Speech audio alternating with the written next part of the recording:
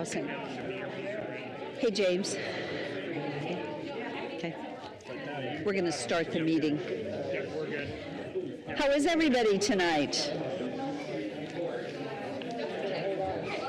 Hello. Hey, Dad. Good evening.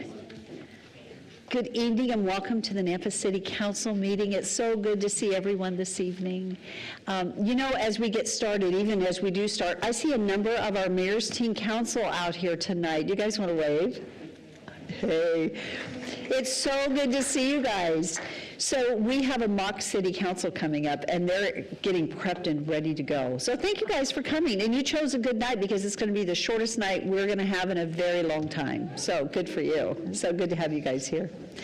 We do have a tradition, and that tradition is that we pray before every city council meeting. And I'm so thrilled to have Kelly Sears here with Christian Life Center to open us in prayer. Kelly, it's so good to see you. Thank you for your leadership. So let's stand and pray. And then Kelly, if you don't mind leading us in the pledge afterwards. I'd love to.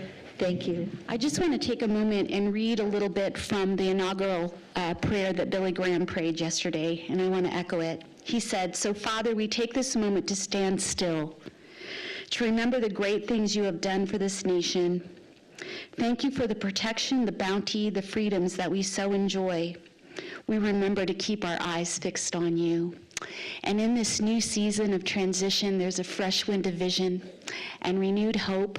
Our prayer for you as a city council, as our precious leaders of this community, is that you would feel that sense of hope and renewed vision. And so I'm going to pray over you now. Father, we just thank you, Lord, that we do fix our eyes on you in this moment. We thank you that you are always about new things, fresh vision, and renewed hope. I pray for the members of the City Council and for our extraordinary mayor, that, Lord, as we embark on this new year and this new administration, that, God, we would see unprecedented opportunities filled with favor, filled with your blessing, filled with your peace, and filled with the joy of serving. And we pray these things in Jesus' name. Amen. Let's say the pledge. I pledge allegiance to the flag of the United States of America and to the republic for which it stands, one nation, under God, indivisible, with liberty and justice for all. Kelly, thank you so much. Thank you. Okay, roll call. Rodriguez. Here. Pingula. Bills. Yes. Reynolds. Here. Haverfield. Here. Griffin. Here. 5 present, 1 absent. So regarding proposed amendments to the agenda, I would like to reorder our agenda just a little bit tonight, and I would like to do that. I'd like to move our proclamations up till after the consent agenda, before new business, and I would like to move the introduction and the oath of office for Preston Rutter, our city attorney, move that up also. So we'll do that first, followed by proclamations, and then move into agency commission reports, rather than taking it clear through the new business section. Other than that, are there any requested amendments to our agenda? Do we have anything we need moved from consent? Okay. I would stand for a motion to adopt the agenda as presented and then the changes as stated. So moved. Second. It's been moved and second. All in favor? Aye. Any opposed? Thank you. And then I would stand for a motion to approve the consent agenda. So moved. Second. All in favor? Aye. Any opposed? Okay, that was fast. Okay, so right now, I would like to ask our city council all to move out front. And we're going to go down with Preston, and our clerk is going to do the swearing in.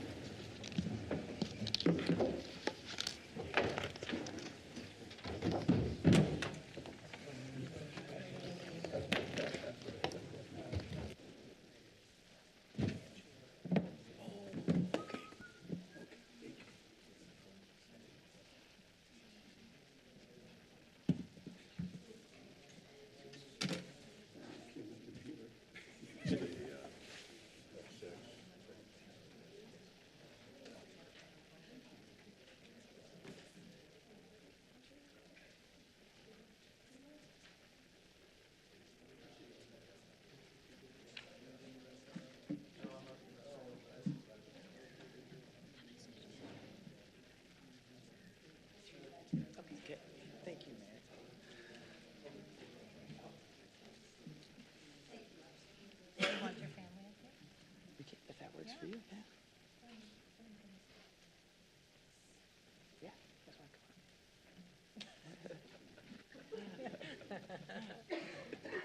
Make it stand behind you. come on. Okay.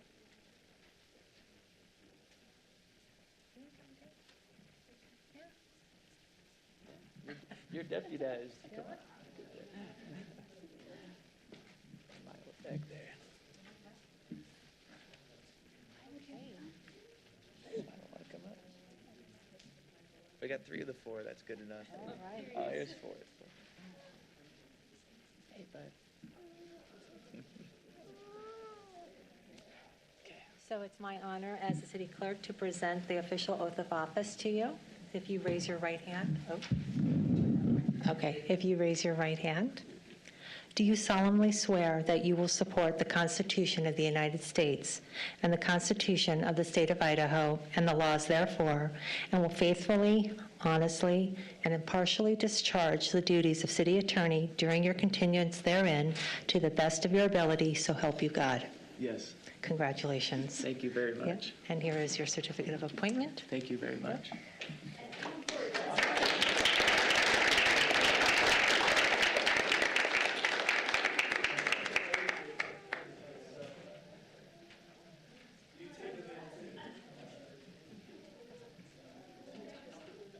This little TV thing's a real problem here. Okay, 1, 2, 3. Let's do one more. Okay?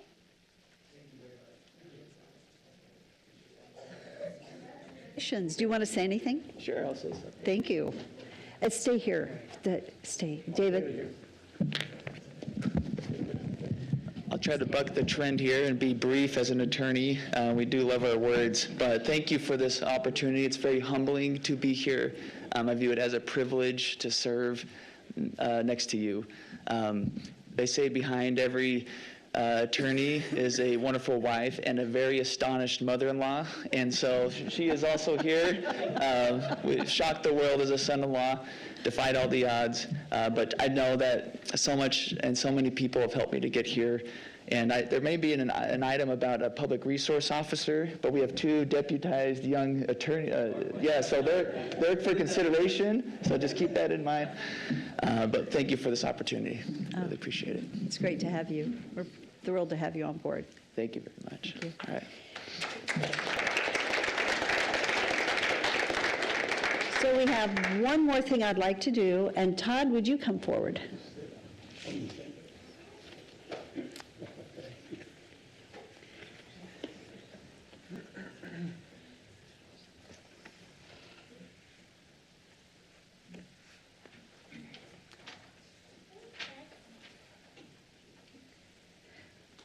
Thank you, Todd.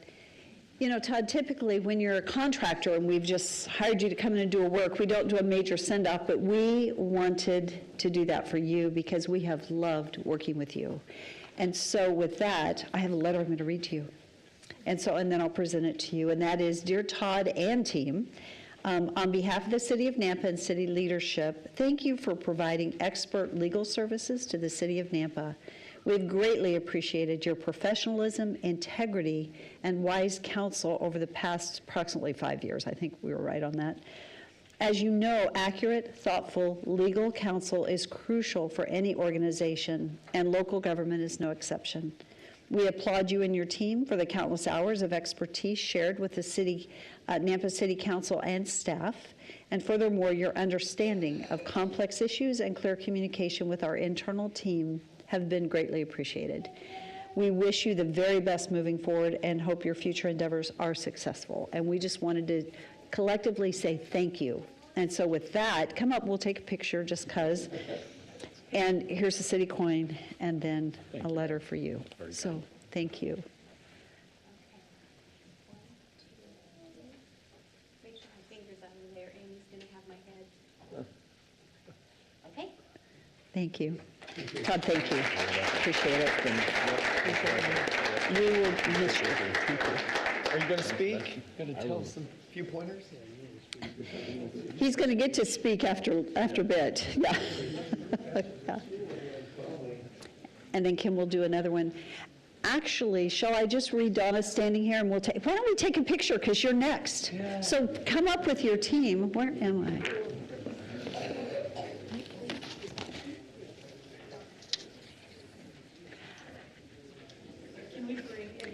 You can bring anybody up, but I am going to give you that mic after I finish reading this. Okay.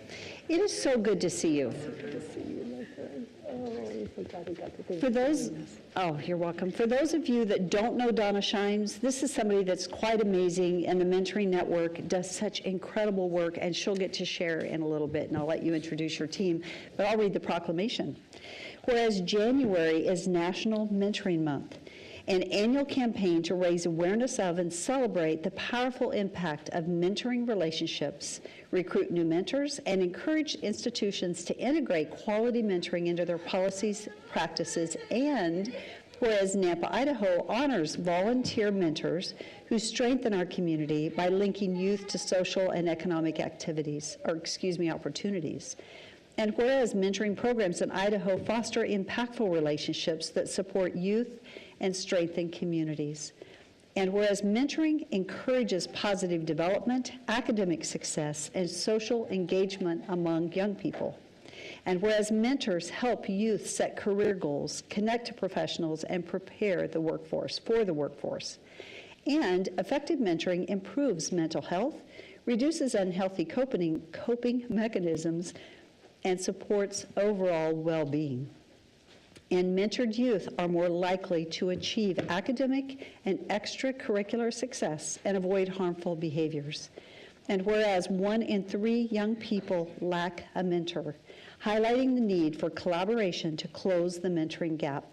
Now therefore, I, Debbie Kling, Mayor of the City of Nampa, Idaho, do hereby proclaim January 2025 in the City of Nampa as National Mentoring Month.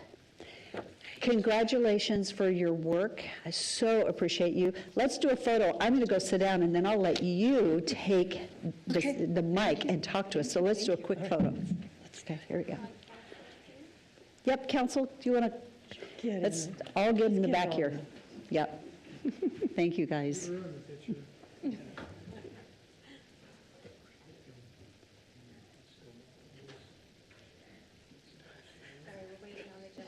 Okay, 1,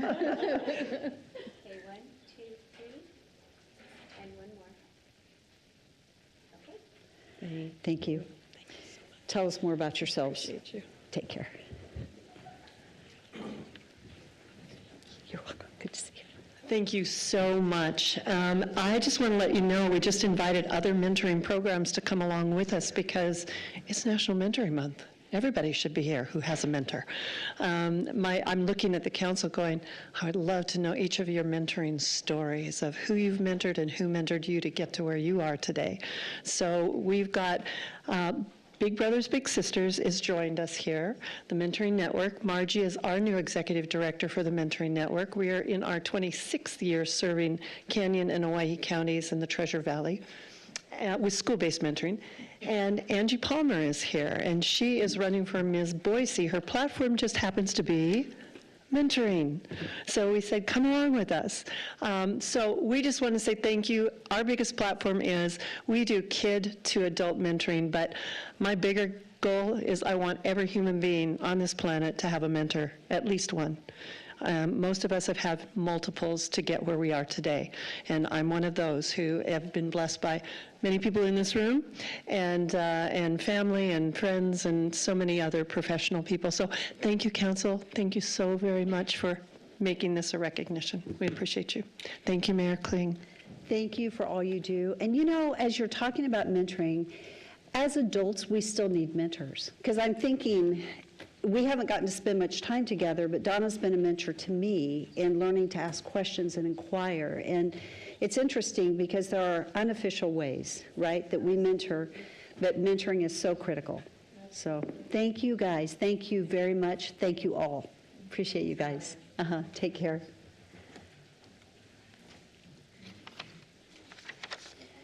So at this time, the next item on the agenda would be agency and commission reports, but we don't have any this evening. What we do have are staff communications, and we will start with Public Works staff communications.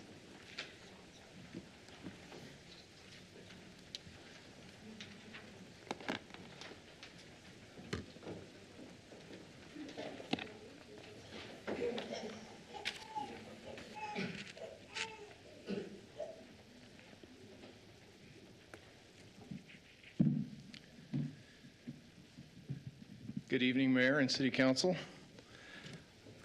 me start the slideshow here. First of all, I am representing Crystal Craig, our outstanding Transportation Director, and giving a quick update on our Public Works snow report. I think we have the best chip seal program, and I think we have the best snow control program, and I know Crystal is leading the way on that, but our brine and our use of salt is amazing. If you go over the city boundary or outside of the county and compare it to ours, I think it's top-notch. So that review is in here. I'll just mention that. And then I want to give you a quick update on, we haven't talked recently about the wastewater plant, our water renewal plant expansion project, which is still, it's complete, the majority of it, but there's still part of it I want to give you a quick highlight, and that is in your packet tonight. So we are at 733 total projects, 733,000 total project work hours. We're still within our budget. We're even a few $100,000 under. We're well ahead of schedule. According to the original contract times, when we first started discussing the project, we're almost just a little less than a year below where we thought we would be at this time. So the timeline, the budget, everything is right on schedule. This is a picture of the plant. These are the pictures of the finished facilities that we have completed, and just there's so much above ground that you see in all of the filter buildings and the digested sludge buildings and all those, but there's so much underground. If you remember the time lapse, how much time they spent putting in all the pipes and everything else. And then I want to give you some quick highlights. This is for the community listening. It's the largest water recycling project in the region, and I would say in the Pacific Northwest. This is the final product. We decided as a community to recycle wastewater. We didn't want to waste the water anymore. We wanted to create a product or a commodity. That is Class A water, which we treated it to this very high standard, and when it comes out, it just looks like clear water. And so this is the final process, and then you see at the picture on the right, that is the clean water going, and you see the difference between existing Indian Creek water and the new water. You'll see that dissemination there as it goes into Indian Creek, and that will in the summer months be going and used for irrigation water. This isn't the greatest picture. I got to get a better one for this, but this, when we do tours, we show this is what the influent looks like, and I'll just tell you, this is a real good picture of influent. We could make it look a lot worse, and then the effluent is the treated Class A water that we're going to have, and we have right now at the final product. This is, in the summer months, we're going to pump it through a 48-inch pipe. This pipeline is in the ground now, and it outfalls in front of Fred Meyer. You see some of that work going on in Fred Meyer right now. So this is a picture of the recycled water outfall, the final design. This is it under construction, and this is a terrible picture of the completed project. It was not totally complete, but it's getting there. And in the next 2 weeks, we are going to push the button and test the line. So we'll get back with you, more information on that. So everything looks good, but we're going to do some tests on that. And then coming in May, we want to do a ribbon cutting and recognize all the leadership and everybody that made it possible over the last decade and a half to get this project complete. So that is a little bit of an update for the last couple months, and then we'll continue to give you brief updates as we get closer to the ribbon cutting. So thank you. Council, do you have any questions for Jeff? Other than a huge thank you. Yes. You've done Thank you. such Appreciate it. yes. Yes, very much. Thank you. Great job. Great job. It's pretty exciting stuff. Wow. It's impressive. Okay, Rodney.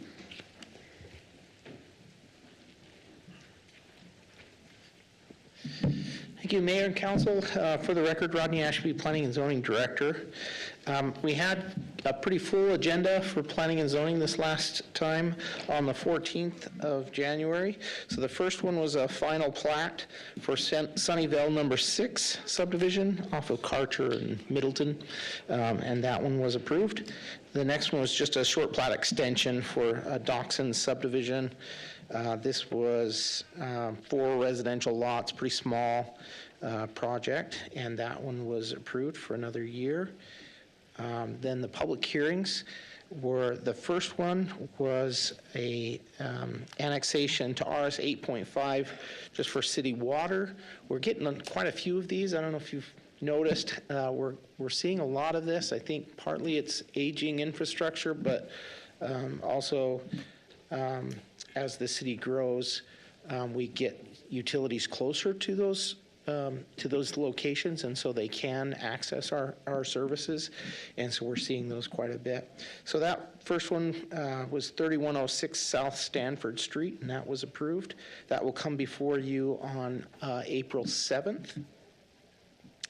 The next one was called the Bazuli annexation to RS6, kind of similar, but this one was a property with 3 dwelling units on it out in the county. The county said that's not a permitted use. And so you'll get that one before you. They did the P&Z Commission did recommend approval with the condition that they do a lot split eventually. And they asked for a annexation and a conditional use permit for the duplex on the property. And that will come before you in the near future on the 7th of April as well. Next is Lindstrom annexation to BC or community business for a fuel station and just some future commercial development. And that one it's off of Ustick Road, and that one was also recommended and will be before you on the 7th of April. Next was annexation to RS6 and rezone from RS18 to RS6. And this is off of Grays Lane, kind of a smaller project. They don't really have plans yet to develop, but eventually they will be looking at the development of that property. Again, it's fairly small. I'm trying to look back and see the size of this, but yeah, just half an acre. So pretty small. That one was recommended. It'll come before you on the 21st of April. Next is Kolchak annexation to RS6, again for city services. And this one was recommended for approval. And it's at 11281 Moss Lane. And the final one is still national annexation to IL. For city water, but this one is a commercial development. They have plans, or their concept was a metal building as flex space, and that was recommended for approval and will come before you on the 21st of April as well. And that's all I have. Council, do you have any questions? Nope. Thank you, Rodney. That concludes our staff reports, and with that, we'll move into new business. We have a couple of business items this evening. Our first one, 5.1 on the agenda, is an action item. This is to authorize the mayor to sign an agreement for professional services with Hilty Bauer Hawes and Siebel, PLLC. So moved. Second. It's been moved and seconded. Is there any discussion? Question. Yes. I see Doug's here. Is he the one that's going to speak? We weren't intending anyone to speak. Do you have a question? I was just going to make sure that the statements, as far as for the different workers' compensation and liability, that they list the city of Nampa as additional insured. If we would be getting those documents, they're not attached to the contract. So Okay. just wanted to make sure that that's in process. Okay. Okay. Thank you. Thank you. Any other discussion or questions? Seeing none, roll call. Rodriguez. Yes. Hills. Yes. Everfield. Yes. Griffin. Yes. Reynolds. Yes. All in favor, motion carries. 5.2 on the agenda is an action item. This is to approve and determine the funding amount, if any, to assist in the operation of the Salvation Army Community Family Center. So we have quite a bit of information in your packet for you to review. I don't know if anyone has any questions or if you would like Matt to come forward and make any comments. Mayor, Yes. did we ultimately, I know it was discussed that we had looked at, and when I reviewed the packet, discussing which budget that would be coming out of, is it coming from the accruement of the interest off of ARPA? Was that ultimately decided? Because I didn't find a definitive budget. There is not a decision on that, where it would be funded. It could come from reserves.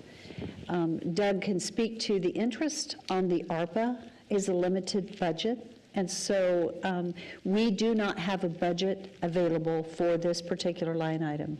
If council so chooses to fund this, and this funding, as it's very clear, this really has nothing to do with CDBG funding. It's totally separate. And the only reason it came back because the council had indicated an interest in providing some funding. So that said, Doug? Mayor, council, the funding, this is a relatively minor amount as far as the budget goes. We have general gov reserves that are more than ample. They're sufficient for covering 15% of our, or 20% of our base budget. We had some small favorables come in the end of this year with sales taxes coming in a little stronger and so forth. So you could pull it either from the general gov budget reserve, from what our excess out of 24, or we could pull it from the interest income from ARPA. My concern on the interest income from ARPA is it's a one-time source of funds. So I'll be very careful about how we use that funding, because once it's gone, it's gone. We cannot replenish it anymore. General gov reserves, they might replenish themselves if we have a slightly better than budget year, but this money, once it's gone, it will be gone. We've got ample in there for this right now, but we used $233,000 for VRT. That was a significant chunk of the monies. That is not going to come back, and that's not going to be replenished. So my recommendation is choose carefully where you choose to pull that from, but I could fund it from either source. The value was $35,000. Thank you. So the amount has not been determined. The decision this evening would be if you, it's really three questions. Do you want to fund something to Salvation Army? If so, how much do you want to fund? And then what is the funding source? We could have Matt come forward and state, and it's in our packet, our original amount that they asked for. Not everyone received what they asked for from CDBG funding. And I want to say something just so that it's very clear for anyone listening. We want to be very careful setting a precedent that if someone is not funded through the CDBG funding, that they think that they can come back and the city will find additional funding sources for them. The other thing that I want to mention is that the CDBG funds, it was made clear, and we've had discussions over the last couple of years. I've had discussions with Matt about this. The CDBG funding was never intended to be a permanent funding source for any entity. It's to help start up things and then move on, and we will be asking certain organizations to sit out because we've been funding the same organizations year after year. That isn't necessarily the intent. And so I just want to make sure that anyone listening later understands that if you don't get funded, it doesn't mean that we're going to come up and find funding in some other way, and that it is understood with CDBG, and we will be asking people to sit out, because really we're supposed to raise up nonprofits and then not be dependent upon this funding each year. We need to find new nonprofits that meet the guidelines and help them. So just a couple of comments. Yes, Councilman Bills, and then back to Councilman Haverfield, then Griffin. So we'll go in that order. So in our packet, it's page 201 at the bottom, is staff recommend, just FYI. From my side, from the discussion that we had 2 or 3 months ago on the issue, for me, it would still be, and I understand what Doug is saying, but if we do something, it would only be from the interest money off the ARPA. And so I realize it doesn't come back, but at some point it's going to spend and not come back. I'm concerned about using other budgeted monies or general gov type monies for that particular use. And so for me, the only thing that made sense when we were in this discussion last fall was interest off the ARPA monies. So those are my thinking on the issue. I would like us, and I know we're going to head down there. I'm sorry, I forgot to bring my laptop in. Could you read the staff recommendation that you're referencing right there? Sure. Thank you. Council should determine if ARPA interest funds should be used to fund the Salvation Army and also determine the amount of funds to allocate. Should council approve the funding allocation, staff recommends the city execute an MOU with the Salvation Army, Napa Corp. For the funding and any reporting requirements such as reporting the number of people assisted by the program. And so a follow-up to that reading, Mayor, that was the other thought I had made note of. I think we need an accountability report at some point in the next 60, 90, 120 days, whatever the typical is of that, of how those funds were used and worked.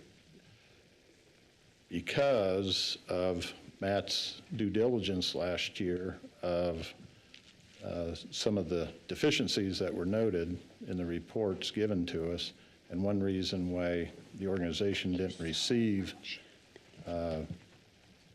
funding through CBDG. But also, I appreciate, Mayor, what you said in terms of looking for new and not year in, year out, same organizations. I think it's better to be looking for the new, and those who've been around for 40, 50 years should be broadening the base of donors, et cetera. So, Mayor, Council, just one more Yes. follow-up comment. If you were considering funding this on an ongoing basis, meaning if it's something likely to come back next year and the year after, then I would not use ARPA funds. If you think this is a one-off, I would use, I'm fine with using the ARPA funds for that purpose because it's a one-time charge and we're not going to come back to it next year for more on the same subject. And that applies to probably any use of these ARPA funds. If you consider it to be a one-time use of funds, sure, I really don't have a problem with it. But if it's going to be reoccurring, then it shouldn't be charged out of the ARPA fund bucket for the interest. and Mayor, Doug, I appreciate that. And from my perspective, to answer his question, for me, this is a one-off. This is not a continuation. That's correct. Correct. Okay, so, and Matt, you're welcome to come forward and provide any comment as we go. I think at this, do you have a comment at this point, or shall we go to Sebastian? Let's go to Sebastian and Randy, and then, Councilman Haverfield, and then Councilman Griffin. Let's do that. Thank you, Mayor. Thank you. I was going to make the same point David just made. I thought this was a budget amendment for fiscal year ¡24, so it's just a one-time consideration at this point. I don't care if it's out of the ARPA interest or not, but I do believe that we did discuss this. It was something that we wanted to go ahead and provide, and the amount that I remember was $35,000. So I'm just looking at as a one-time decision tonight. We will revisit this along with the others when the CBDG funds are reallocated next year. So I'm fine with whatever funding source, but I do believe that I would support the $35,000. Okay, and I will say it is a FY25 budget amendment. This says FY24, so that's Where are you getting that? on the same page that David just read from, under funding and project Well, costs. that was the Or is that the FY, 90,000? that was the 90,000. Okay. This is a totally separate, has nothing to do with that, because that, the 90,000 was spent in full. There were no ARPA dollars left in the ARPA budget that had to be closed out on December 31st. This would be something coming out of our FY25 budget amendment and using those ARPA dollars. So noted. Okay. Mayor, my thought goes specifically to what you had mentioned as well. The CDBG funds were not supposed to be something that organizations depended on nor were entitled to. I think for 22 years, the city was very generous in providing that, and I think it was an important service that needed to be provided for. However, my hesitancy at this point now is the standard that you had mentioned. Not that I'm saying that it's a for sure standard that is being set or precedent, and maybe it's just a thought that I had, but obviously somebody else had as well. If we decide to move forward with other programs or nonprofits or organizations, are we going to have the backlash of outcry until we submit and find funds available any means necessary? And that's how I have felt this process has been. I apologize, I blew out my voice on Saturday.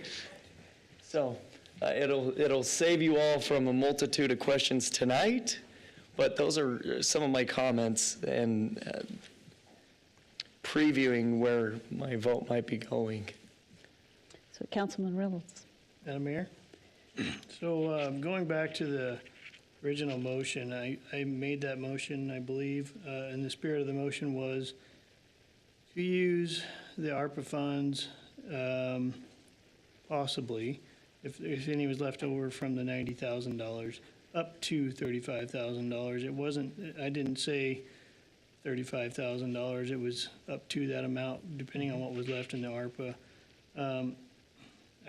I'm concerned that we are going to set a precedent, much like the mayor said, next year. Meals on Wheels is probably not going to get funded. And are they going to come back and ask us for dollars and we dig around and find some money for them as well? I don't like that precedent. I think there's other options for families based off of what Reverend Roscoe's letter told us. So I would, the ARPA interest money, I'm hesitant, but I probably would support up to about $10,000 of that. We have a lot of needs that we need to cover, and I hate to spend all of that money and not have anything to replace it with. Thank you. Thank you for your comments. Are there any other comments? If there are not, unless someone has some other thoughts, I would stand for a motion to go some direction. It's the will of the council. Mayor, I'd make a motion that that we would allocate, I had 30,000 in my mind. Councilman Reynolds has said 10. I respect his 10, so I'm going to change from 30 to the 10 and say that we allocate 10,000 of interest off the ARPA monies to the Salvation Army to assist with the situation from last fall and this winter. Second. It's been moved and seconded. Is there discussion? Seeing none, roll call. Rodriguez. Yes. Coverfield. No. Griffin. No. Reynolds. Yes. Mills. Yes. 3 in favor, 2 opposed, motion carries. Okay. Mayor, I'll just state the reason for my no is that I still think that 10,000 is just a token amount. It's not what they need to be able to survive. If, or at least that was the understanding that I had in the conversation, is that it kind of hit them late in the game. So now they're trying to catch back up. We had the funds available, and now we're saying, no, we'll only give you a third of that amount. I think that's just, I just don't agree with that premise. Okay. Thank you for your comments. Okay, so we're going to move to 5.3 on the agenda. This is an action item. It's the first reading. Thank you, Matt. Appreciate it. First reading of the, yes. I apologize. Was the motion specified that that funding would be coming from the ARPA interest? I apologize. Delay in thought. Just wanted to confirm. Good. Thank you. Okay, 5.3 is an action item. This is the first reading of a street naming ordinance for West Bricker Lane, West Tanner Brown Lane, West Vanderbilt Lane, North Brooks Lane, North Taylor Barrett Lane, and North Dallas Lane. There will be a reading of the naming ordinance, and it is requested to pass under suspension of rules. In order to the City of Nampa, Canyon County, Idaho, naming of private streets, West Brooker Lane, West Tanner Brown Lane, West Vanderbilt Lane, North Brooks Lane, North Taylor Barrett Lane, and North Dallas Lane. Madam Mayor, I move this pass under suspension of rules. I'll second. It's been moved and seconded. Is there any discussion? Seeing none, roll call. Mills. Yes. Coverfield. Griffin. Yes. Rodriguez. Yes. Reynolds. Yes. All in favor, motion carries. The next item we have is a discussion item for, it's actually legal training best practices. Todd, are you going to lead us in this discussion? Thank you so much. Thank you, Mayor and council members. So that's what I'd like to have is a discussion. I'll kind of go through things and talk about a few things, but happy to have a discussion, answer questions. I'm focused more on the land use applications and the decisions that you make. And okay, before I go into that, I didn't really get a chance and didn't stand up in front of the microphone, but let me express my appreciation for the opportunity I've had to work with each of you. It's great to be able to work for clients that are friends and people you respect, people of quality, and I think that of all of you and all the city staff I've had an opportunity to work with. You're going on a new adventure, and I wish you all the best in that. So, all right, on to the discussion. So there's two different things. You have annexation and you have zoning. And zoning, when I say that, I also include things like conditional use permits. And I think they're technically two different decisions. And we often, as a city, deal with annexation and zoning, voluntary annexation. And that's all I'm going to talk about tonight. You rarely, I haven't seen you do involuntary annexation, and there's different provisions that deal with that. But a voluntary annexation where somebody comes in and says, I want to be annexed into the city, and I want to do a project, and I want to be zoned in this way. The Local Land Use Planning Act, that's in 67, 65, 35, says that approval or denial of an application has to be based on specific criteria that are set out in your ordinance and your comprehensive plan. You have those criteria in your ordinance and comprehensive plan, and then it's your role as city council to implement that, to make sure that you're making decisions based on those criteria and taking the facts from particular cases and applying them to those criteria.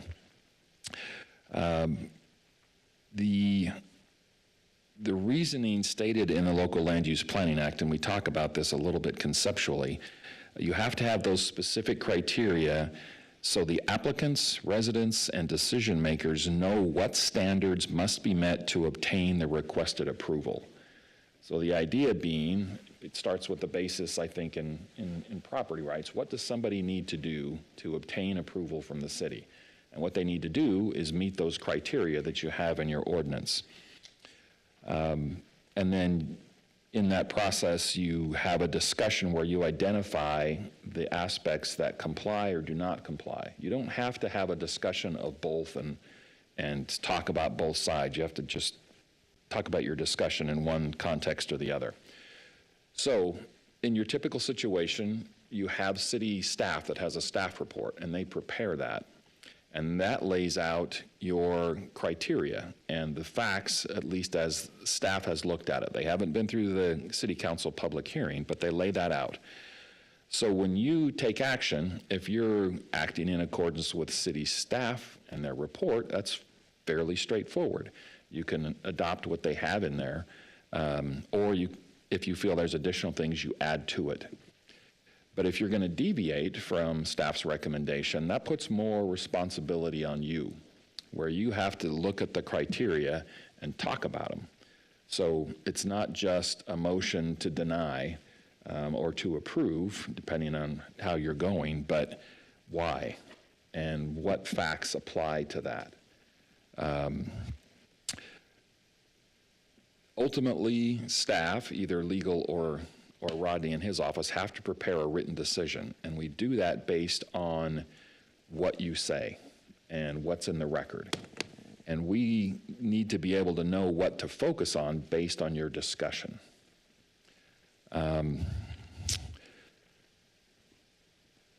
So I guess it's important, and I would encourage, and I'm sure Preston would do the same when he gets up here, is that when you have a particular case, make sure it's not just a vote to approve if you're doing, again, something different than is in the staff report.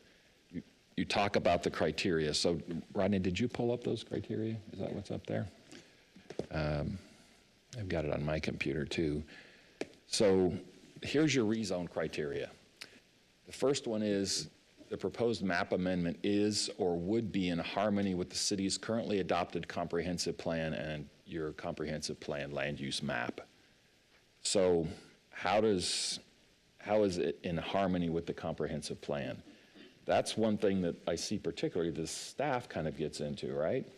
But if you really have an opinion on that issue and it's different than staff, then you should be talking about things in your comp plan that support what your decision is. So it maybe the density doesn't fit for that area, or they don't meet the open space requirements, or don't comply with that specific plan, but pull those things out and talk about them. And then the second one is, would the map amendment, the rezoning, provide for proposed use or set of uses that is at least reasonably compatible? So those are things like perhaps density, traffic, commercial versus industrial versus residential. All of those things go to compatibility, but you need to make sure you articulate that, okay? And then the last one's a little bit broad, in the interest of the public and reasonably necessary. So that gives you some flexibility, you just need to articulate it under that. Any questions before I go on a little further?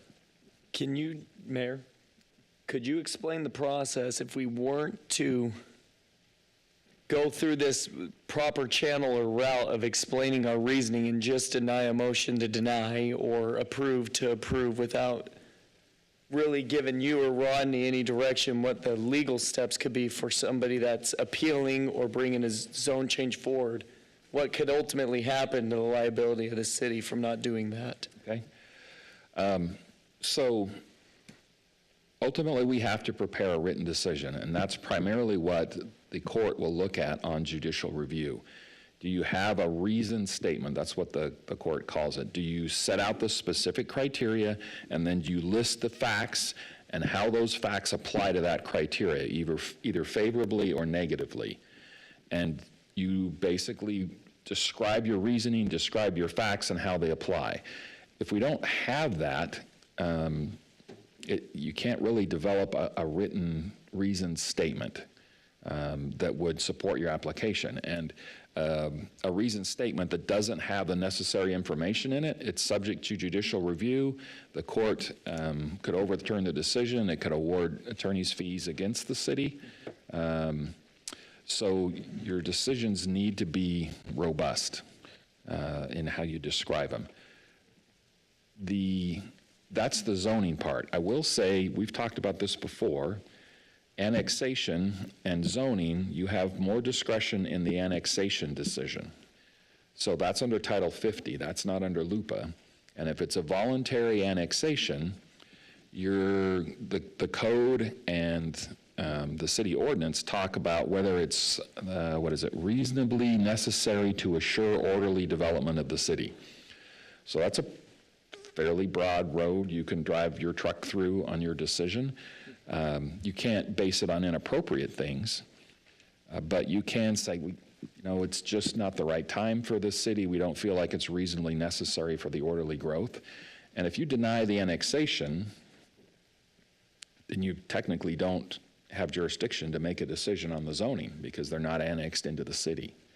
So that you have more discretion. If it's a rezone or a conditional use permit within the city limits, that doesn't involve an annexation, so it's subject to the Local Land Use Planning Act and describing and meeting those criteria that are enumerated. Answer that question? Mayor Kling.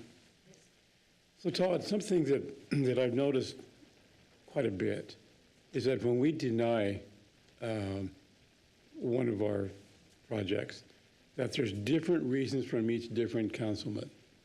And I've also seen that the developer and attorneys pick apart each statement from each from each council to build their appeal issue. So the different interpretations on those issues, to me, are very critical. So I'm not sure how to handle that, because I wonder if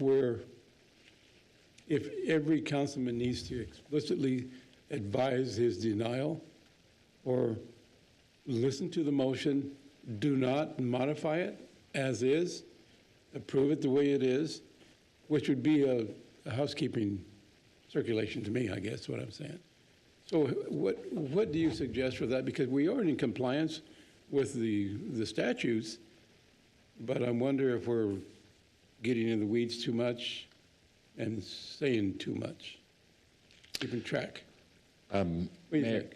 Mayor and Councilmember Rodriguez, I don't feel like that I have a problem with you saying too much. I have maybe a little bit more concern the other way, that you're not necessarily saying enough to support your position. It's entirely possible and okay for you to have different outcomes or vote differently, basically, on a particular application. What you need to be able to do is describe why you feel differently and why the facts that you're looking at and you're weighing, why is your view of whether it's reasonably compatible or whether it complies with the comprehensive plan different than, say, Councilmember Reynolds and his view on it.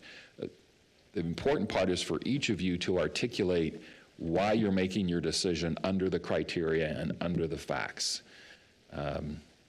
And often you agree, but not always. But it's very much okay for you to have a different vote. You just need to be able to describe correctly why it's different. Thank you, sir.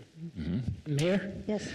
Just add to that just for a second. Just process-wise, if staff is presenting a project with proposed findings and you go a different direction than the proposed findings, then what we try to do is take, as you have stated, we try to take each of the comments that we've heard and summarize them into that formal findings. So then that comes back to you either the next time or very soon after at a following meeting. And if you're concerned about the reasons that are put into that formal findings, we've reviewed that with our attorney and to make sure that we get it right. But if you have concerns about some of those findings, then that's your opportunity again, and to essentially say, no, those aren't the findings that we need to adopt. You could change those findings even that night when it comes back to you. Just wanted to make sure that process is clear. We're not adopting the formal findings at that point. We are just making a decision and giving us your statements, and then we put those into written form so that you can adopt them at a future public hearing, or future meeting. Thank you. That's what I was trying to get to, is that you do put all this information together. Sorry, Mayor. Yes, no, that's fine. And what I'm thinking is that staff, you understand the findings better than we do, and Rodney and I talked about this today. I'm going to try to make a point to take us back to the slide that has the findings on it, so that or the criteria for the decision is the way I would say it, rather than the criteria for the decision. Many times it's in the presentation. We can go back to that. And I guess if there is something different, we'd need to find out if it's a legal different one, right? If we actually could rule on that, because more than likely staff has presented to us those, the criteria that we can use. Would that be a correct statement? Mayor, and in addition to what Rodney said, yes, your criteria are in your code.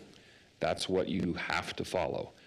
Your code doesn't describe your entire comprehensive plan. That's a larger document, but it's a component. So that's something you just have to, be familiar with or dig into or trust staff, or depending on how you decide to go. But for example, that's probably the harder one for you to articulate if you're looking at a different decision than what staff has in their recommendation, because they'll call out portions of the comp plan that support. If you disagree, you need to call out portions of the comp plan that does not support the application and describe that. The world is not perfect. In the perfect city attorney world, you would each talk about all three of those criteria and why in your decision. But I know that's not realistic. Sometimes you can just say, I agree with this or that. But that would create a very thorough record that would easily be translated into a written decision.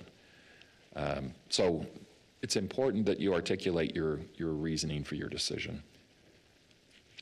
Mayor? Yes. And Todd, you can tell me you agree or disagree.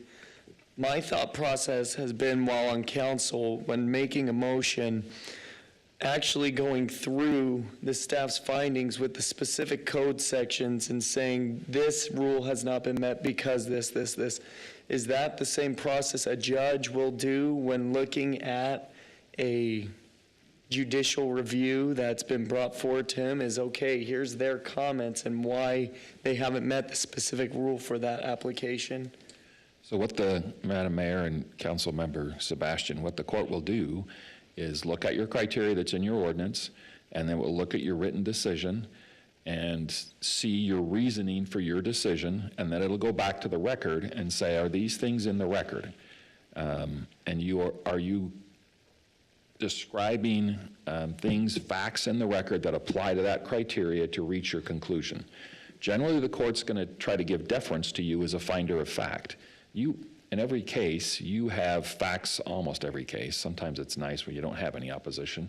But in cases where you do, you have people on both sides of the fence. And part of your responsibility is to listen to two different perspectives on the same thing. Maybe it's traffic. I think traffic is horrible. Or you have the traffic engineer that says, well, we did a traffic study, and the traffic shows this many trips, and it's within acceptable levels of service, and so you need to weigh the facts presented and which are more credible, which give you more, is Daniel smiling? Yes. Which you weigh more in that. So that's your job, is to weigh the conflicting facts that you get, and you're entitled to do that as a decision maker, but you need to put that in your written decision, and that is what the court will look at. If you take facts from the record and you've decided you give more weight to these facts and you apply it to this criteria and you describe how it relates to it and why you're making your decision, then the court will be okay with it. Question, Mayor. So Todd and Rodney, at our last meeting, I believe, we had a plat that was going from I thought I was talking into it, sorry. We had a plat that was going from RS 8.5 to an RS 4 for a portion of it. I'm going to interrupt real quickly. We cannot talk about that because it's within the time frame of if someone wanted to say reconsider. Still in reconsideration, so It if you is, so can we can't describe talk a about it. scenario without describing a specific case, just talk about principles, I can do that. Okay, so we've had plats before us that have gotten approved, so I'm just trying to have a little bit of understanding. So there's been several of these type of deals where it's an RS6 zone and it's an RS4 zone. And the RS4 has connected lots with the idea that it would be connected construction from a building point of view. And typically in Nampa, as I've seen it, it's been either 3 lots or 4 lots in terms of the building being adjoined. And then within the same plat, there's also the RS6, so you have what would be known as typical single family, where the other is attached. I believe in our ordinance, we're still calling it single family. Yeah, townhouses. Townhouses.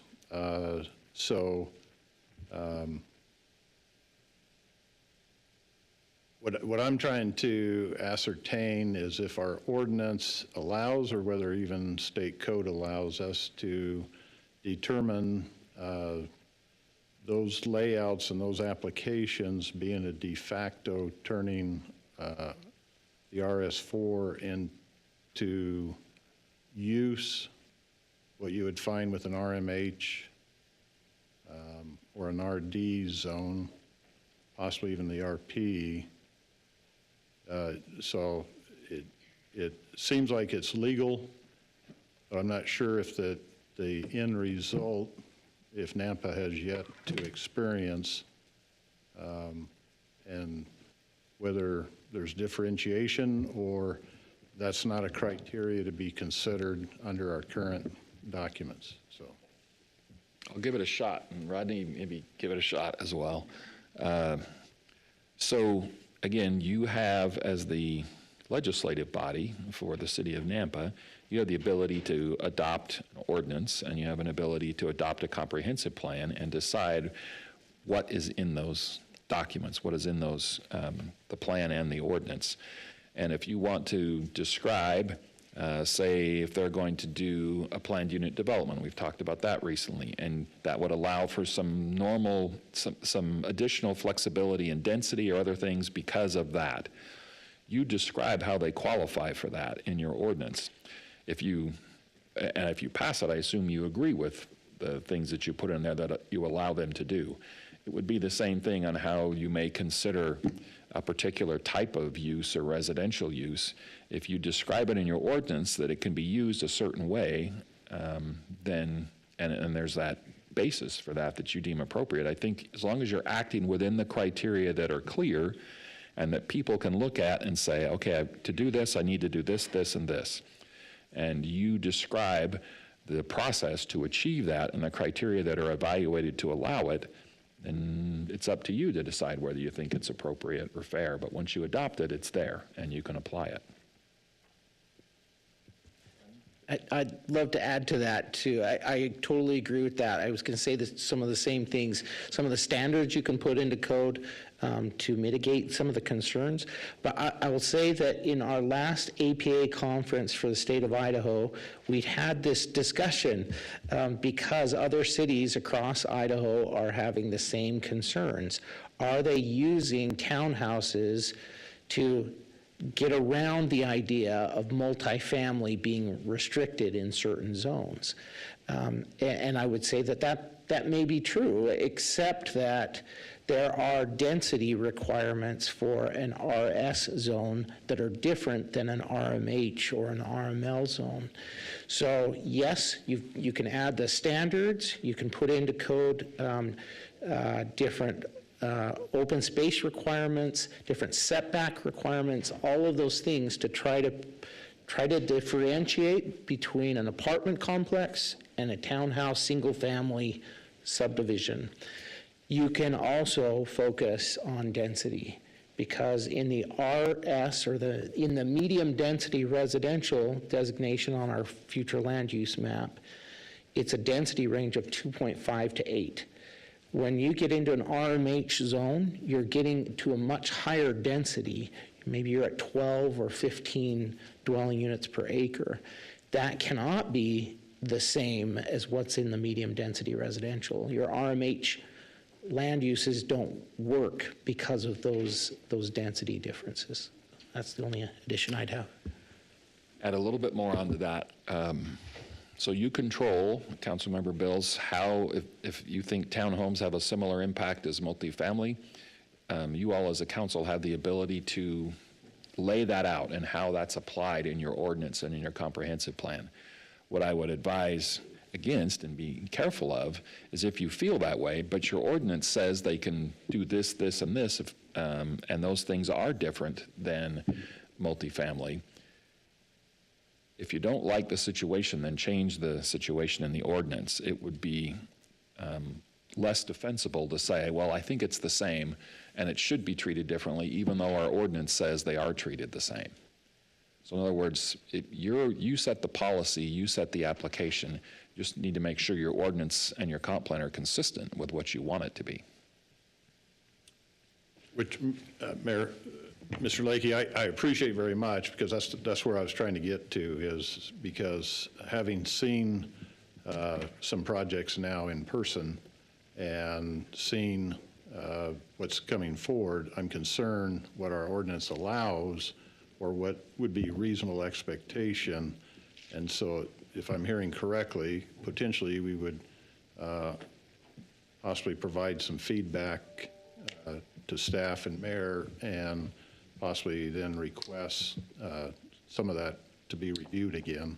Mm-hmm. So then it's not saying no and somebody saying yes, but you've approved 5 other projects and your ordinance says this. Now you're saying you don't believe we have the criteria. And that's my concern is that potentially we need to revisit the standard or the criteria. Mayor and Councilmember Bills, yes, if you want to have the criteria different, you adopt that. And then those that come in and apply, they're subject to the ordinance that's in existence at the time of their application.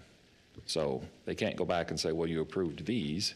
Well, our ordinance was different. We apply it differently now, and here's the criteria under the new ordinance that you're subject to.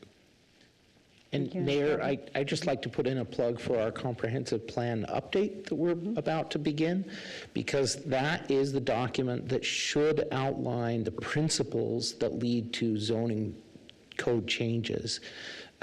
It's really difficult, it's really difficult for us to make changes every time a new project comes along that might be a little different than what you'd like to see, but it meets our code, and so then we try to adjust our code to match what we want. It's a much better approach from a planning perspective to have a vision in place and then outline that vision in a little more detail in our comprehensive plan, and then go back in and change your code to match that comprehensive plan. Mayor, Right. another follow-up question. So I took an email and communication since our last meeting. Party was very upset with my no vote on a particular issue, and the reference was we need to save agricultural ground, and therefore approving high-density projects will save that agricultural. I responded and gave my reasons and said I don't think our comp plan has any ag set-aside ground. It's one of the issues I need to follow up with you, but we're talking about it, so I wanted to ask because other than what's coming on the west side, that's the only place I've seen where there's some potential agricultural set-aside. Is that correct? Mayor and Councilman Bills, this is a tricky topic because our comp plan, future land use map, used to have agricultural as a designation. We changed that to very low density residential because really there's no situation where, that I can think of, in really rare cases where somebody would come to the city and be annexed and start paying city taxes in order to keep farming their ground. That they might as well just stay out in the county and continue to farm it. There are some really, really unique situations where that might be different, but I think for the most part that's the case. The city of Nampa does not have an interest in continuing or building out the city to do ag. However, that principle is true, that if we are needing a certain number of units in our community, as we've identified through our housing needs assessment, if we have a number of units that we need to provide, if we do that with density, we limit the expansion of the city out into agricultural land. So that's true, but it's not like the city is out to develop agricultural land. At the same time, we haven't pinpointed a population or a unit to say we've now met this goal for this decade, therefore there's no reason to approve any further. Correct. This is a very market-driven process, and it's a public process, so it does change a lot. We have identified in that housing needs assessment the need of housing that we anticipate, but you're right, there's no specific number that we reach. Again, I would just say that as smart growth principles are that you grow internal to the city as much as possible, concentrically, rather than expanding out into the agricultural land and disrupting farm traffic on roadways and impacting their ability to spray their crops and that kind of thing. So it does have an impact, but it's not a direct impact. Thank you. Thank you for your time. Mayor, can I Yes. add a little more to that? I think Rodney described it pretty well. Typically, the city is not in the business of non-growth. It's in the business of providing services, infrastructure, and growing how you want to grow. The type of development, as Rodney described it, the city isn't really built for large acreage parcels that it doesn't work on sewer and water. So that's really more of a county issue than a city issue. Just a little bit on the comprehensive plan. Rodney talked about the importance of it. The code requires that your zoning ordinance be in general conformance with your comprehensive plan. Your comprehensive plan isn't the zoning ordinance, not specific, it's not a guarantee, it's not a lock, it's just a strong recommendation, but the code does require that. So it's important in your broad context, when you're adopting your new plan, to make sure your broad ordinance also is in general conformance with it. Examples I've seen in other jurisdictions where they allowed certain things in a particular designation, but then prohibited it in the zoning ordinance.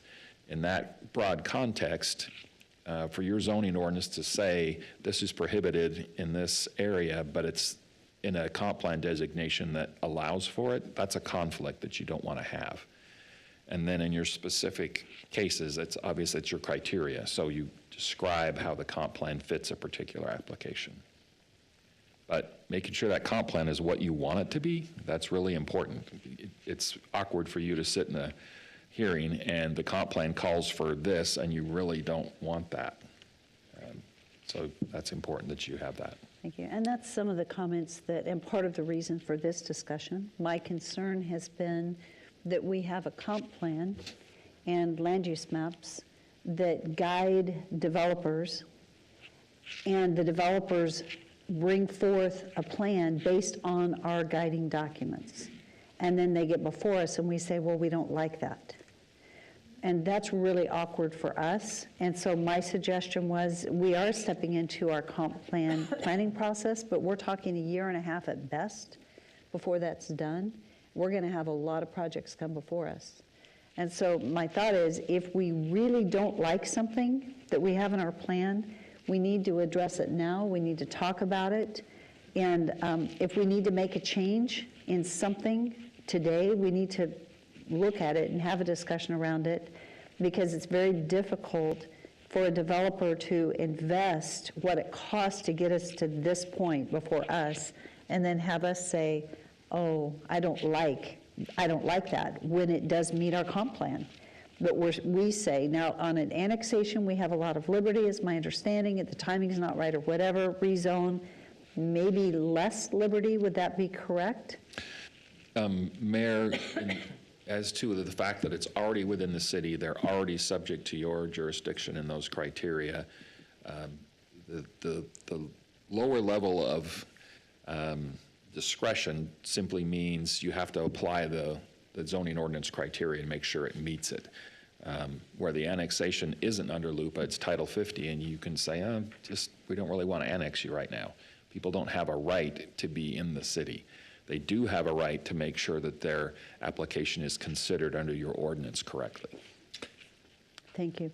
So Mayor, I appreciate what you're saying from the standpoint that the city updated the comp plan 4 or 5 years ago on the north side and went through all those discussions. And since then, certain plats have come through, annexations have taken place, and we're only now starting to see the build out. So we're only now seeing what was put in effect 4 or 5 years ago, the result, and whether it's a positive result or possibly a negative. And I think it would help us as a city, it would be wise for us to do a review and see what was set in motion, if that's the continuation or the direction to continue, or whether there needs to be some adjustment or tweaking. And I'm thinking that will take place during our next comp plan process, but it's a long process. It's a long So the process, question- and there's a lot of applications that have begun or will be coming forward. And so whether we're able to address some of those things or talk about them. I guess Pending the your question schedule, is, Steph. do we need to go ahead and push some of these discussions up based on what you're thinking, or do we allow the comp plan process? The outcome of our comp plan process is those decisions and changes won't be in for 18 months to 24 months. We're going to be making a lot of decisions in the next 6 months, in the next 2 months. So just so I want to make sure I understand, would you rather address a few things before then? Or are you okay, what do you think, going through the comp plan process? Because we will be looking at what we decided. It's just a ways out before any changes will be made. Well, I think it would be wise for city council and planning and zoning to have a workshop and discuss what's been approved the last 3 years and what's coming to fruition. Okay. And if it's the look and what we anticipated in the plans that were adopted 3 to 5 years ago versus waiting another 18 to 24 months and having another 2,000 home sites approved, that now we're going, oh, have we gone down the right path? Yeah. And so that's Perfect. what's going through my mind based on seeing things, et That's cetera. good. And I would agree with that. I think it would be a really good idea. So thank you. And I see Rodney's taking notes. So we'll probably do that, schedule a joint meeting and have a discussion. This is a lengthy discussion with you guys sitting here. And I do apologize for that, but we don't get to have this discussion and this training without it being a public setting. And so tonight, and if anyone's here for a public hearing, just know the public hearings that were originally scheduled for tonight are taking place on next Monday night, the 27th. And then we have one continued, but I don't see anybody here for a public hearing. And so, anyway, thank you guys for your patience. We will move into the public forum in just a minute and finish, but yes. I have a question, a comment. So on our public hearings, after P&Z gets them ready to go after they're noticed, is there a legal review on those currently? With the findings?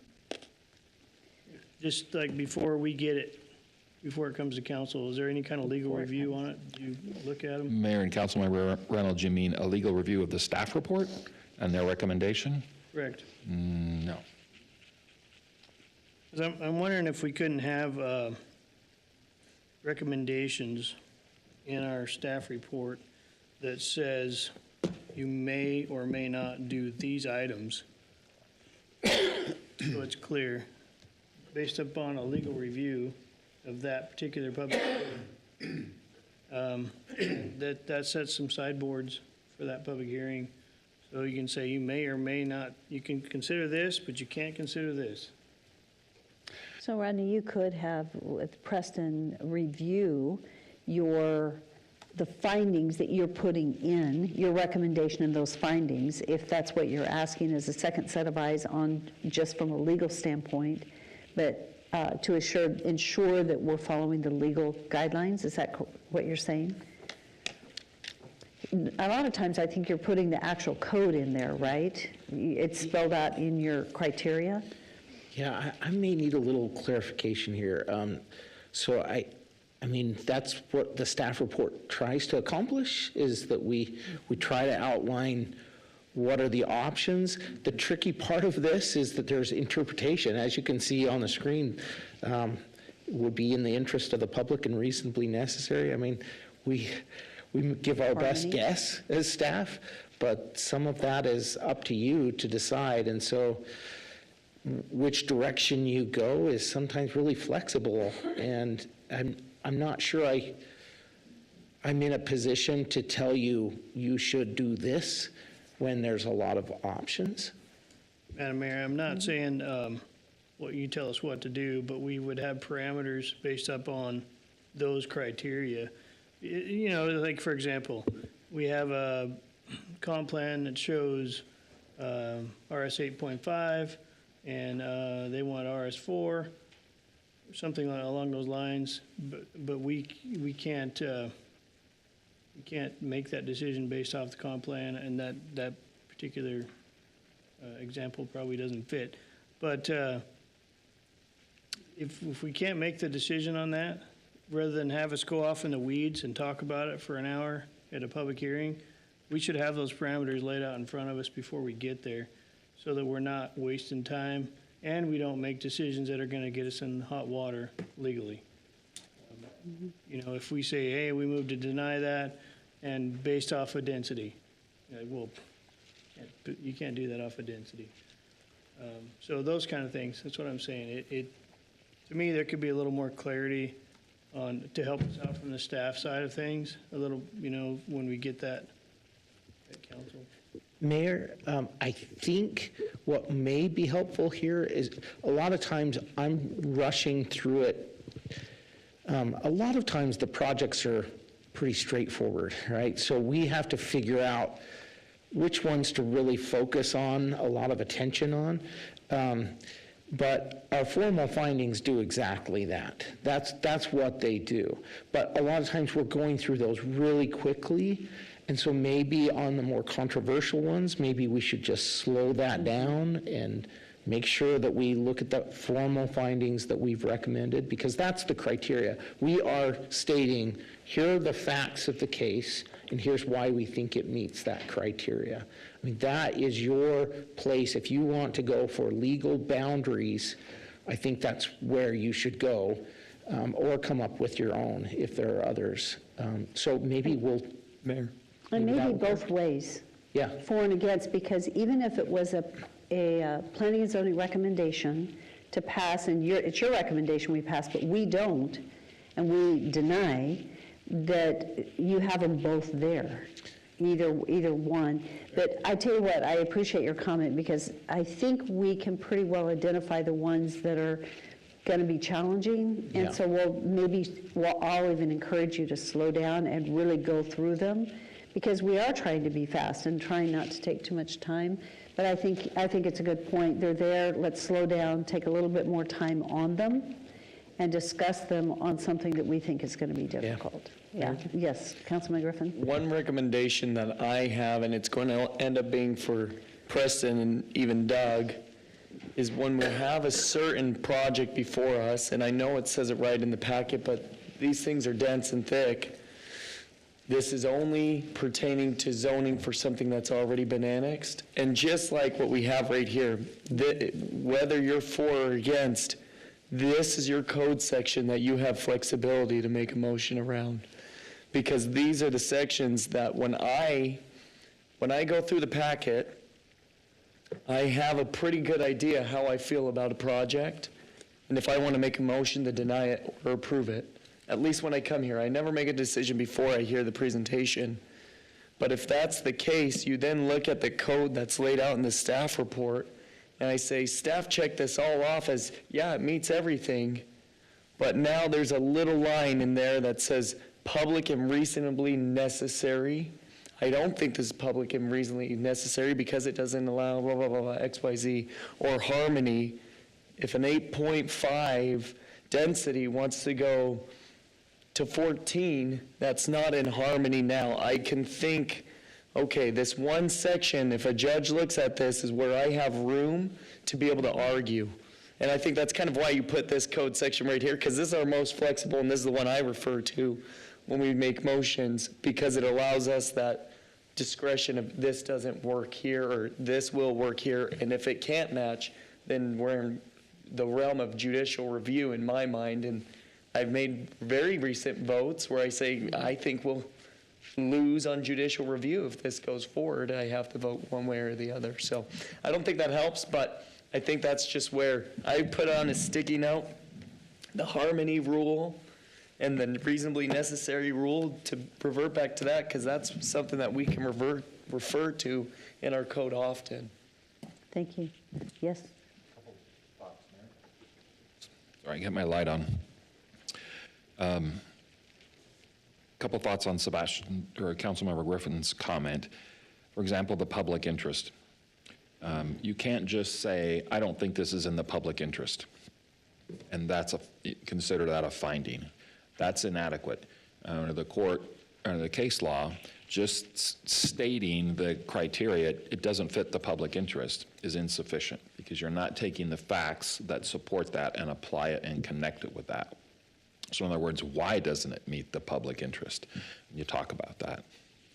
To Councilmember Reynolds' comment, and Mayor, I think kind of you described it fairly well. This is up to Preston when he gets the baton. but we've kind of somewhat handled it on a little bit of a case-by-case basis. The instances where you see it a little more often is where you may have somebody, for example, in a rezoning or an appeal context or something that doesn't have as much experience, and they may be citing reasons that they think are important, that are emotional, but really aren't in the criteria. And it's sometimes easy to get caught up in those statements on the city council, but they're not under the criteria. They're not really legal to consider. They can do this already. They don't want the whole thing, for example. You can't go back and take something away, and there are certain things you can consider and certain things you can't. So however Preston decides to do that in the future with you all is great. Just 2 more comments, Mayor, before, and then I'm happy to keep going as long as you want to I keep think talking. Preston's got a few comments after you do. So, but go ahead if you Go have ahead, a, Preston, on that vein. it's on a different vein, so he's going to follow you with some just general Okay. things for us. Just a couple of thoughts on the criteria, and having sat on this side and that side and this side, you get a lot of comments at public hearings that just say, I don't like it, I don't want it, I don't like it. That's not really in those 3 criteria, right? I always say that land use decisions are not a popularity contest. You can't look at the audience and say more support it than are against it, or vice versa. You can maybe take some of those comments and apply it in the compatibility framework, but you need to articulate that. So be careful on that. And then last one, don't ever make the application about the applicant. It needs to be evaluated under those criteria. It doesn't matter who the applicant is, or whether you've seen them 3 or 4 or 5 times in the last 6 months, or who owns what property. It always needs to be analyzed objectively under those criteria, and never about the applicant. And be careful going anywhere near that. Avoid it. So I think that's all I had, Mayor. So, Mayor, Thank you. quick Yes. question. This is for Rodney and Todd, and Preston.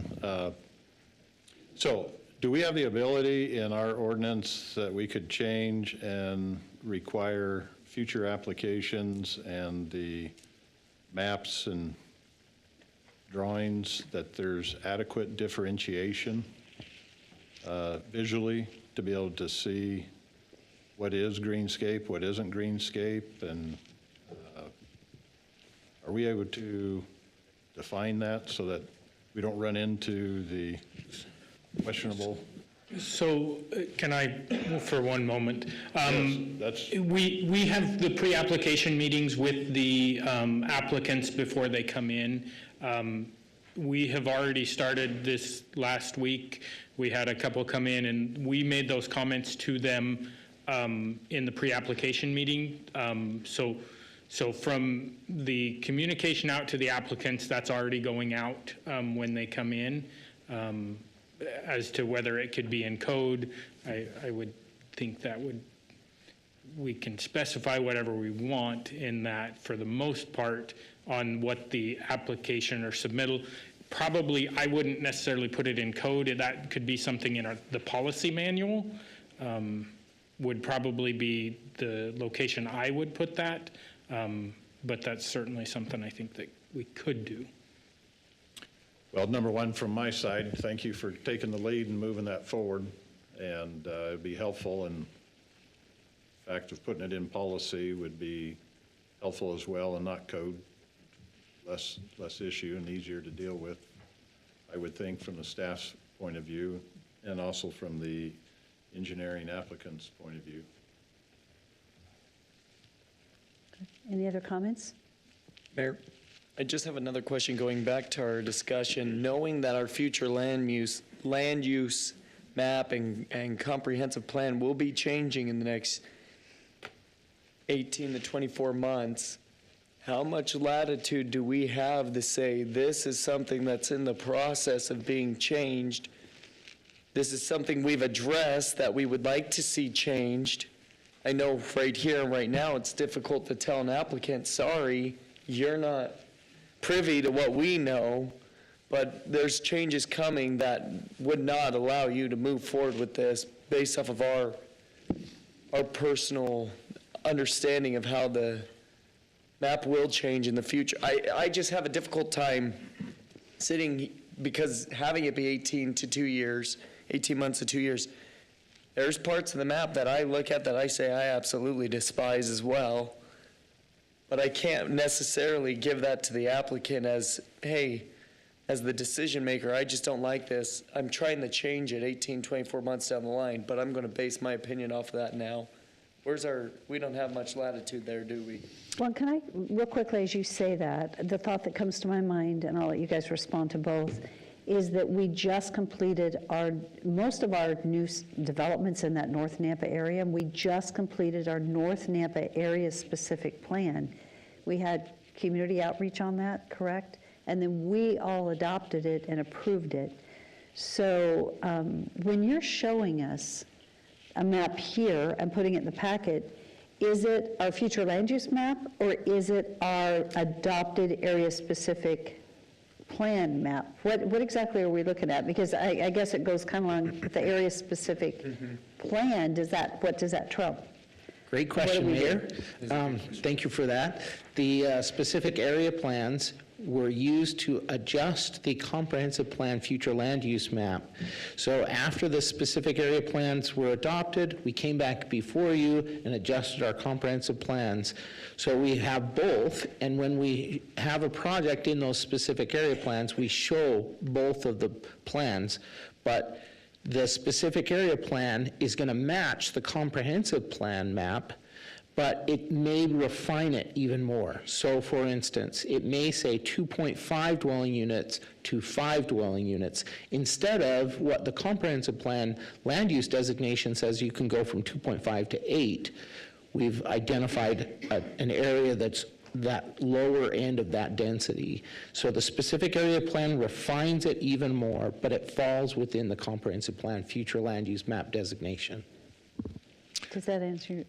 Okay, perfect, thank you. A little more follow-up on, Mayor, if I might, on one of Councilmember Griffin's comments. Until your new ordinance or your new plan is adopted, it's not in effect. And you may not like a part of it. The council may or may not agree with you when you ultimately come around to amending your comp plan. The applicant's entitled to be judged on what's in place when they apply. So that's what sets the playing field for them, is that date of application. So I wouldn't recommend denying it on, well, I know the comp plan says that, but I don't like it. I want it to say this. They get to be judged on what's in place when they apply. Again, you've got a little more flexibility on annexation. If it's not just city zoning, if it's annexation, and if you can articulate, well, it's not really a good time, it's not orderly development, it's not reasonably necessary, articulate those things in the annexation decision, you've got more flexibility on those lines. Thank you. Mayor Kling, just one more thing. Rodney, when I read the conclusions of law pertinent to proposed zoning map amendments, and then I go to 10.2.3.C3, it says the proposed amendments are, or would be in the interest of the public and reasonably necessary. And now I look at that and I go, well, why would it be in the interest of the public and why is it reasonably necessary? What are the requirements for that? So I kind of wonder, that's kind of like a vague description of direction, I call it. So I just kind of ignore that because that doesn't tell me why would it be in the interest of the public and why is it reasonably necessary? Are you talking about roads? Are you talking about zoning? Are you talking, it's a whole bunch of what ifs. That's what I'm thinking. What do you think? Mayor and Councilman Rodriguez, this is a softball to me. This Yeah, it is. So what document do we have that shows the interest of the public and their desires for our community? It's the comprehensive plan. Yeah, and we do surveys, you're right, but the comprehensive plan is the legal document that the state of Idaho has established to identify the interests of the public. So that's why in that criteria, we take the comprehensive plan language and we put it under that criteria to say, okay, the comprehensive plan says these things. Yes, it's consistent with the comprehensive plan up on 1023C1 and the comprehensive plan land use map, but also the interest, while it is a little bit fuzzy, right? It is a little bit fuzzy. The comprehensive plan does, it's intended to show the interest of the public.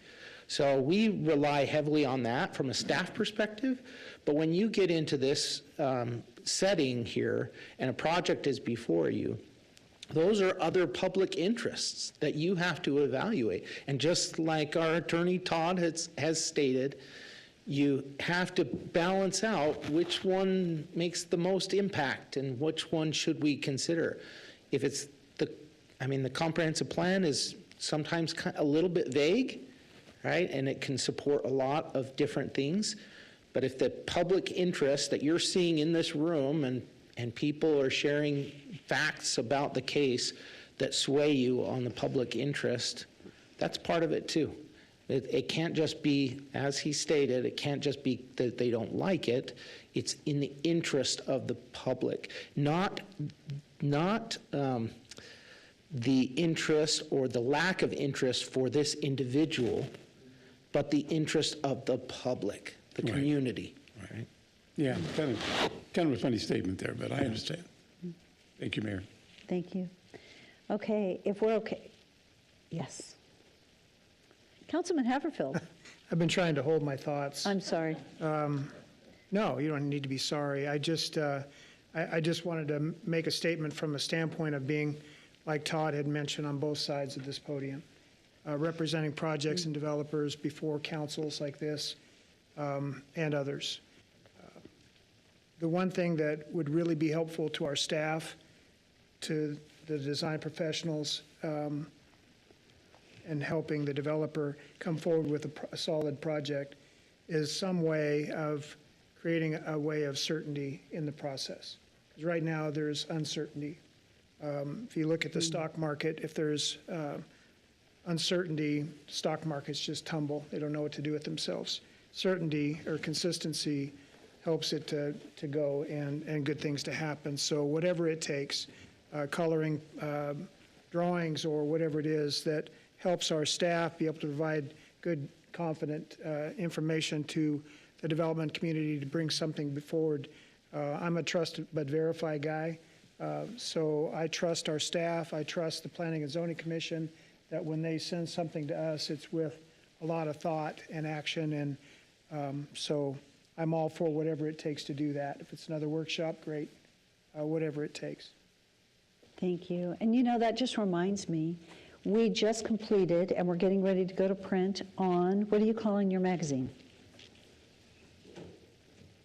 Here, it's the Citizen's Guide to Planning magazine. Okay, and we did, you guys maybe have seen all the videos that we've done, which is really helpful, and I want to go through them. I haven't watched every single one of your videos, but a number of people have. Other cities are now being pointed to what we've done here for their use, because it's been very beneficial. So thank you for that work, the Citizens Guide to Planning and that work. And Councilman Haverfield, thank you. The Citizens Guide to Planning is different, but you're right.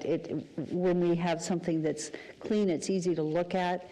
And then when you come before us or someone else comes before us, there needs to be, and that's my hope, is that our developers and those that come before us know what they're getting when they come, right? Because we're not disagreeing with the very plan that we've got in front of them that they're planning to. So. Another thing I was going to say is that I was hesitant to say anything because I do have some things coming before this council, and I don't want to offend anyone by any means. Have us all, but everybody votes no because you've offended us. Yeah, I'm sorry. It's with deep respect that those I are the make things we statements that I don't do. Go ahead. Thank you. I interrupted you. That's all right. Thank you. Okay. Okay, then Preston has just a couple things that he would like to bring before us. This has been much longer than we anticipated, but it's good to have these discussions. Preston, do you want to go ahead and take the podium, so since we can't see you down there. Yeah, I was going to ask if I could go up there, Mayor. Yeah, and there's the mic up there, so, yep, if you don't mind, that would be beneficial. Thank you. Y'all look a lot better from here than the nice wood view right there.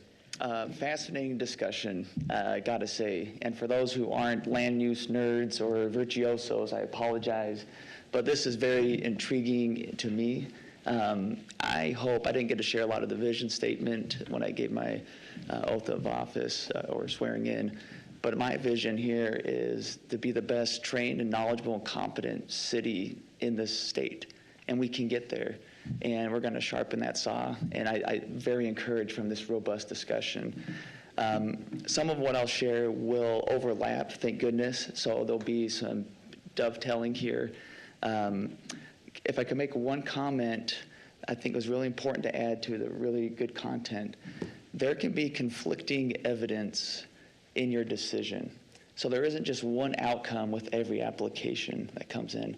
There could be a denial, there could be an approval based off the same set of facts within the four corners of the evidence or the record before you. And that is up to you to have that vigorous debate, right, about what those facts are and how they weigh. You're the policy makers. And so I just want to emphasize, don't feel like you're caged in. Well, because I've been there as a developer's attorney where they kind of got in the weeds and they went through the criteria and they said, well, I don't know if it's harmonious. And like, oh, well, it isn't, so therefore we must deny it. Make arguments. I would encourage you to be lively in that sense. What I wanted to share today was a little bit about public hearings and what I would call the due process umbrella. I think there is a good amount of overlap here. Public hearings, as you may know, and for the public too, they're rooted in due process. There's a reason you get to come, get your 2 cents, and get to present, get feedback. And that's rooted in the Idaho Constitution. Idaho follows the Fifth Amendment from the United States, which protects life, liberty, and property from being taken without due process of law. And your public hearings that you see are squarely with property rights almost all the time, right? It's a land use hearing. So these hearings are quasi-judicial, which is a fancy legal word for you're kind of like judges, right? You're not the legislator, you're not wearing that hat, you're not the policymaker. You're calling balls, you're calling strikes. In a sense, you're putting on the robes, so to speak, coming from behind here. So just like a judge or jury, they have to make their ruling based off the record. I was in my only criminal trial. We had a guy, the defendant, if you saw him, you would say guilty on the spot. He just looked guilty, everything about him. However, the witnesses the state produced couldn't identify him positively. They couldn't. So when the state rested their case, we moved to dismiss, and we won. And the judge, through clenched teeth, had to grant our motion because the four corners of the evidence were such that they had to call a ball or strike in that moment, and our guy was acquitted. And similarly here, you got to figure out what the four corners of that are, and I want to hit on that a little bit more. What are your four corners, right? What's your strike zone? That is the public record. It's everything that is said and everything that is visible. So that's your packet. It's what you say into the microphone. And it's everything, it has to be what everybody can hear and what everybody can see. And so the principle of fairness is ensured, that you are limiting your decision only to what was said formally or presented. And I want to hit on 2 points, kind of best practice or tips for how we can improve our public hearings. And one of them stems from Idaho's public meeting laws. This is Title 74, Chapter 20, and 203 specifically. The communications among members of a governing body must be audible to the public attending the meeting in person so everybody can hear. This means that any comments or remarks, questions of any nature have to be said into your microphone and audibly enough for the record to catch it. There's a requirement under Idaho's land use law that you have to have a transcribable record. We almost won a decision when I was a land use attorney because they didn't have it, and they searched and scoured and they were able to pull it up. And you have to have the whole meeting transcribed and audibly heard. And so, yes, this includes your questions to me. So if you have a question, don't slide a note down the line. If you have a question, don't slide it to your fellow council member. Say it into the microphone. I can't emphasize that enough. If I was a land use attorney seeing notes slid around or sidebar comments, and there was a denial or not in our favor, that would be an instance I would want to question that. And I would want to challenge that with a request for reconsideration of what was said. Was that note? And that note could be subject to a public records request. So a lot of this is to try to protect you and make your decisions Loctite as possible. The last thing I'd hate to see is something you put a lot of work into become undone because there was just a procedural formality we failed to follow. So another point is under Title 67, Chapter 52. This is under judicial review. I have heard we've had a good track record staying away from judicial reviews. And when it does get the judicial review, which is a lawsuit for challenging a land use decision, it says here, judicial review of disputed issues of fact must be confined to the agency record for judicial review. So what does this mean? This means that all visuals and written materials must be visible to the public during a hearing. And that's why decision makers like you have to put everything into the mic. And if there's a visual that you receive that you want to base your reasoning on, that has to be presented for the whole public and everybody to digest. So just a quick recap. You are a quasi-judicial body when you have a land use hearing. Think of you wearing the robes. It's like the Supreme Court in a sense, right? There's a body here and you all have your robes. You must leave at the door any outside materials and solely base your vote and decision what's in the four corners of that public hearing. From the moment the clock starts to the public hearing close, that's it. And you may cringe your teeth like that judge I had. I wish you could have seen it. She knew. But the state did not do their job. In other words, they didn't present enough within the four corners for them to rely on. And that's the onus is on the applicant to do that, right? To present the facts. And you may not get great facts, but you got to base your decision on that. And one other recap, any comments written or spoken just have to be articulated on the record. And I don't see this happening, but if an instance does come up, I may have to pipe up and say, we got to share that, or can you please articulate that into the microphone? And this is all under that umbrella, like I started out with, of the constitutional due process. And we've all taken that oath to uphold that. And it's to protect the due process rights of the public and the applicant. And it makes your decision stronger and more defendable, which I feel is my job to help you do that. So with that, I'll stand for any questions or other comments. Thank you so much. Appreciate that. Council, do you have any questions for Preston? Well, guess what? Next time you're on. Here we go. Yes. So welcome. Look forward to it, and thank you so much. You're welcome. Okay. Thank you. Thank you for that. I appreciate those legal updates, and thank you to those in the room that have been patient while we've been going through these. So we're almost done with our meeting. Mayor, Yes. I apologize. Can I request that come January of next year, we do this again with Preston for new council coming in? I appreciate this meeting a whole lot. I was grateful for it, especially as a new council member, and I think it should be common practice when new council members come in and get the exact same training. We did this training, some of this training we did in a council workshop. I think you weren't there for that, but we try to do it at least during everyone's term. But I agree with you. In January, the new people that we have come in, absolutely. Thank you so much. Okay, if there's no further comments, we are going to move to the public forum side of our meeting, and it's just a quick check to see if there's anyone here that had signed up or if there's anyone in the room. Madam Mayor, we do have Allison Struck. Good evening, Allison, and it's towards the end of the meeting, sorry, after the new business. Good evening. Good evening. Welcome. Thank you. Madam Mayor and City Council, I'm here to share some good news. The Salvation Army Kids First Family Shelter opened today. and we welcomed the first of the families coming in. And in regard to some of the discussion about funding, we've done more learning on our end about CDBG and its intent and its purposes, and we would agree that helping some other organizations move on or take advantage of those funds is a good thing. Really, the question that is going to now be before the Salvation Army and that's going to be before the city moving forward is, what amount of responsibility does a city have to help take care of its homeless?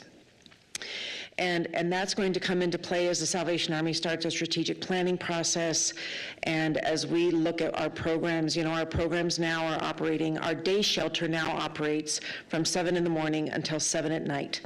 And that is people from all walks of life. That is not just families, that is singles. We've had people needing help with mental health services and with housing services.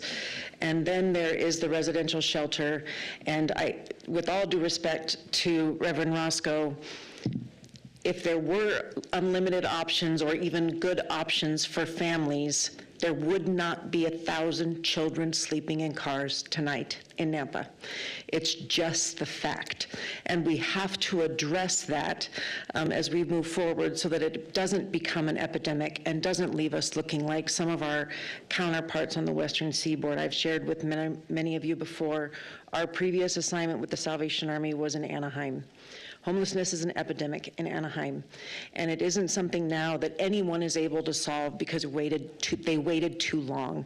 And I don't want that to be the case for Nampa. My husband and I love Nampa. We've asked to stay as long as the Salvation Army will allow us to stay. And I don't want to keep turning families. I turned away a family today because they hadn't gone through the right process. And when we talk about donors, is it the responsibility of private donors to completely take care of a city's homeless? I don't know that it is. Our budget this year is $2.1 million. Our entire grant funding, that's for every single program that we fund that might get some grant funding, is less than 25%. And so that leaves us coming up with a lot of money to pay for a lot of different programs. And that's going to be our discussion now with the city, is what responsibility does the city have to help take care of its homeless and its most vulnerable? So thank you very much for the support. We're grateful for that. As of right now, the shelter will be open through the end of April. We are really hoping to find funding to keep it open through the end of May, because that gets kids through the end of the school year, and they won't have to make any moves before the end of the school year. That's really our goal. We'll be working with funders and other things. But thank you very much for the support and the continued discussion that we'll all be part of together with how to take care of our most vulnerable. Allison, thank you so much. Thank you for the work that you do. It is so meaningful and so important. Thank you so much. Madam Mayor, we don't have anyone else signed up. Is there anyone else? Hi. How are you, Margie? Good. Margie Putter, 1811 North Cobble Way, and I'm only speaking on behalf of the Region 3 Housing Coalition as the chair. And I will just ditto the information that Captain Allison brought forth. Everything she said. There's the point in time count is coming up here in a few weeks. We meet regularly as to how we're going to do that. If you don't know what that is, it's a one-night snapshot of homelessness in the United States, and there's a lot of people involved in it, and we're planning to go out. We've been working with the Nampa Police Department, Caldwell Police Department, all everywhere in Region 3, Payette, finding out where some of these people are parked. We'll find out, what the actual count is on that night.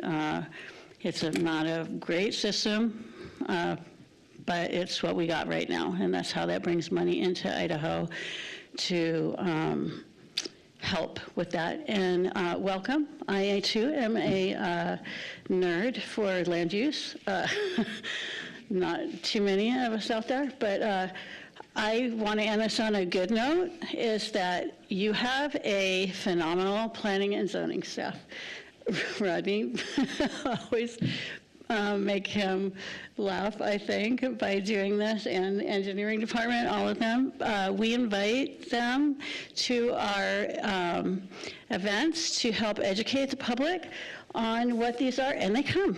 And Rodney has come to our stuff, and recently we had Chrissy Watkins came to our Region 3 Housing Coalition meeting last week or week before last, and she shared to a lot of organizations and educated them on things they did not know about, and she was great. And so she's going to come back on a regular basis. We're going to invite her back and Rodney to share maps and where things can be built and how, things can, I don't even have a timer up here, just so you know that.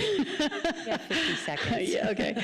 And so they have been doing a great job, and I want to thank you guys for having this discussion that we're sitting here having, because the public just doesn't know that this stuff has been talked about for so long. And, I'm involved in those planning public meetings as well, so that we can help with the land use maps, and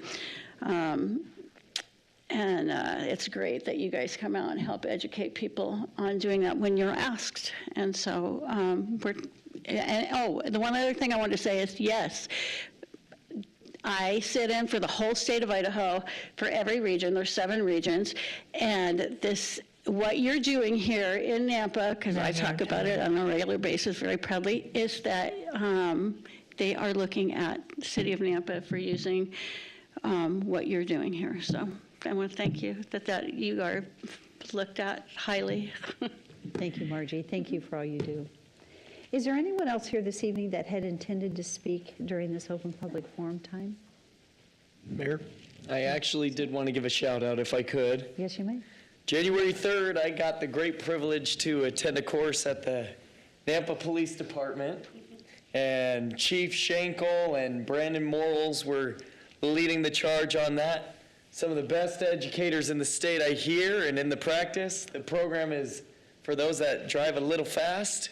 They get to go to that course and learn how to drive not so fast and more defensively. So they did an exceptional job of waking folks up and keeping everybody on track. So I wanted to shout them out.